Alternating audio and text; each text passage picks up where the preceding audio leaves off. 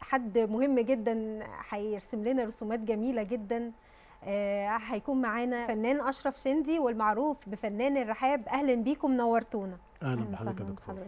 ازيك استاذ اشرف، عامل ايه؟ انا زي الفل. النهارده بقى عرفنا كده على رسوماتك اللي انت جايبها معاك، وقول لنا هترسم لنا ايه النهارده. في الاول انا سعيد جدا بالدعوه الجميله دي، ان حضرتك دعتيني، وحضرتك معروفه انك دايما مهتميه بالفن. يا رب يخليك. والله، وده حاجه تسعدني جدا. النهارده طبعا انا جاي وتحت امركم. زي ما حضرتك شايفه انا جايب الواني وحاجتي والستاند وكل حاجه، على اني اللي هتامروني بيه انا هنفذه وهرسمه ان شاء الله. يعني حضرتك بترسم، معروف جدا عنك انك بتحب ترسم في الاماكن المفتوحه.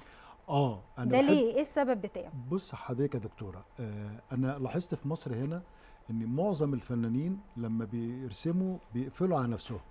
انا قلت لا، يعني بره بيرسموا في اماكن مفتوحه علشان ينشروا الدعوه ان نخلي كل الناس ترسم.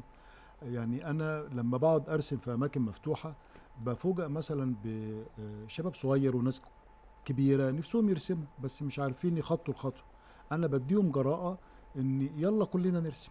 حلو قوي، يعني انت عايز تنشر الفن يكون في كل مكان. بره بتهيألي في اوروبا بتلاقي الناس والفنانين سواء كانوا بالميوزك او بالرسم موجودين في كل الاماكن، في الشوارع جنب برج ايفل في فرنسا، مش عارف، في الشوارع الرئيسيه كلهم بيحاولوا ينشروا الفن عشان هو بينشر السعاده. طبعا في اوروبا وبره عموما بيرسموا في كل مكان في الشوارع. هنا ما اعرفش ليه بيتكسفوا، يعني كل لما تتكلم يقول لك لا انا اقفل على نفسي، مش عارف ايه الهدف يعني. لا، انا بقول للشباب وبقول للكبار وبقول لكل الناس، زي ما حضرتك قلت في بدايه الحلقه اني خصصت الحلقه دي للعلاج بالفن. يلا كلنا نرسم. حلو جدا يا جماعه، احنا عايزين نطلق حمله بقى من اول النهارده كده.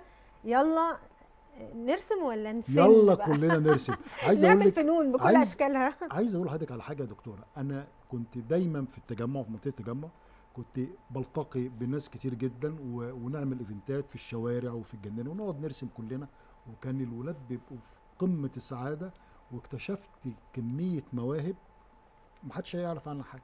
حلو جدا. احنا عايزين يا جماعه من دلوقتي نبتدي يعني نحاول ننادي بقى كده، نعمل هاشتاج الفن في الشوارع.